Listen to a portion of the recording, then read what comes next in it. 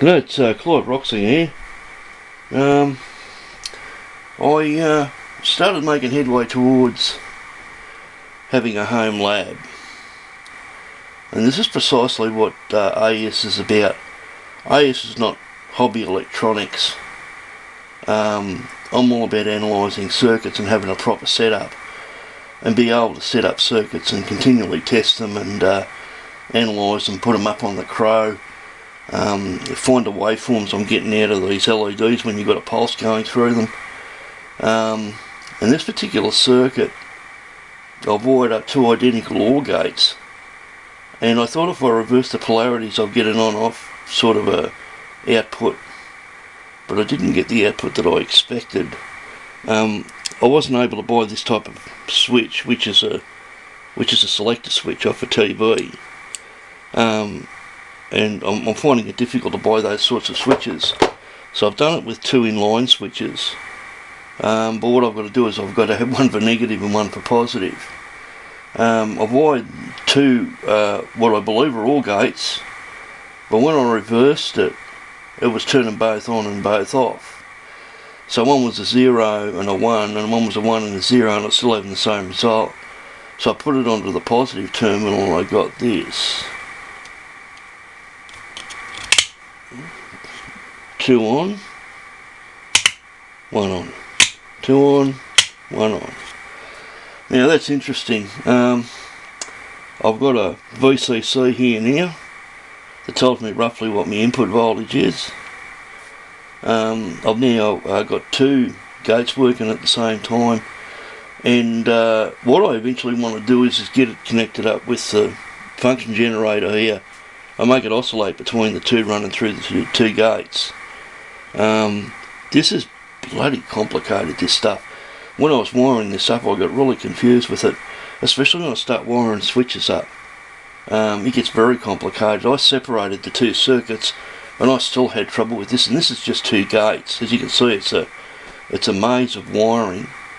You really need to keep track. You need to be very you need to have routines in place, and you need to have it set up so that you can do it the same way every time.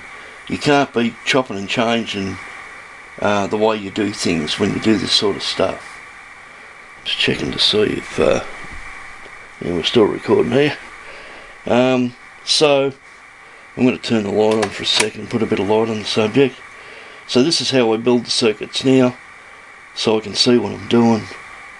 But the light, the Nikon S3300 doesn't like the light, but I have got this thing working, and it is doing stuff. But it's early days, and what have I done here now? Oh yeah. So now what I'm going to do is do a complete diagram of this circuit, and I've got to try and figure out a way of making it oscillate between the two. So I want one gate turning on, and when it turns in I want to turn the other gate off. So I may have to use another sort of gate. I might not be able to use two NOR gates, and I'm not even completely sure I've got two NOR gates, so I'll have to double check on that. But yeah, it's doing electronics is a lot more complex than I thought. Just wiring up two gates is a bloody nightmare. But I've got it pretty well set up here. This has got interchangeable leads on this that I can change over. I've now got a permanent voltage meter of my VCC. I've tricked up a couple of switches only for the purpose of flicking from one to the other quickly, and at a later date I'll wire it up to the function generator and get this to oscillate. So it's got little baby steps, one step at a time. The other circuit that I had set up was too complex. I've had to back it off. I've got a more accurate voltage meter here, and I'll probably have one across the voltage across the LED or something like that, or across the resistor, and I'll have gauges on the whole thing. I want to see what the currents are in this circuit and get a real idea of what's going on here. I'm not completely happy with just plugging these things in. I want to know what the circuit's doing and how much power it's dissipating and all that sort of thing, and how many lumens these LEDs are displaying.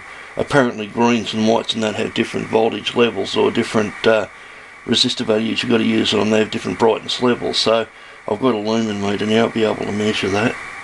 So yeah, things are looking pretty good at this stage.